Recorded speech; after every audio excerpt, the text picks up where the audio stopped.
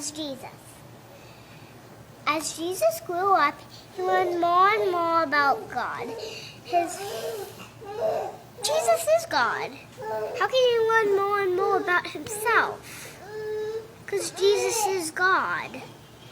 It's a great question, Emily. So how can he learn more and more about himself? Because it said Jesus grew up. He learned more and more about God, his Father.